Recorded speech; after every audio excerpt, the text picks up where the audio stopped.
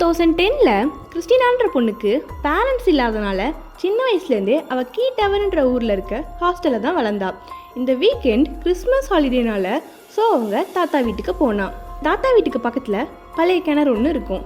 ஆனால் அங்கே யாருமே போக மாட்டாங்க. பல பேர் பல விதமாகவும் அந்த கிணத்தை பற்றி சொல்லுவாங்க. ஆனால் கிறிஸ்டினா ஹாலிடேஸ்க்கு மட்டும் வரனால அவளுக்கு அந்த கிணத்தை பற்றி ஒன்றுமே தெரியாது. ஒரு நாள் கிறிஸ்டினா வெளியில் விளாண்டுட்டு இருக்கப்ப அவள் கண்ணை கூசுற மாதிரி ஒரு ஒளி தெரிஞ்சிச்சு. கிட்ட போனப்ப கிணறு பக்கத்தில் ஒரு மோதிரமும் இருந்துச்சு. அது அவளை ரொம்ப அட்ராக்ட் பண்ணனால கையில் எடுத்து போட்டுக்கிட்டா. 2 டேஸாகவே அவளோட கிராண்ட்பா ஒழுங்காக தூங்கவே இல்லை. அவருக்கு ஏதோ டிஸ்டர்பன்ஸாகவே இருந்துச்சு. அண்ட் தென் நெக்ஸ்ட் டே கிறிஸ்டினாவோட கையில் இருக்க மோதிரம் அவங்க தாத்தாவையும் அட்ராக்ட் பண்ணுச்சு. உடனே அவர் ஒரு பெரிய ப்ரீஸ்டோட வீட்டுக்கு கூட்டிகிட்டு போனார். அங்கே போன தாத்தாவுக்கு ஒரு ஷாக்கிங்கான விஷயம்.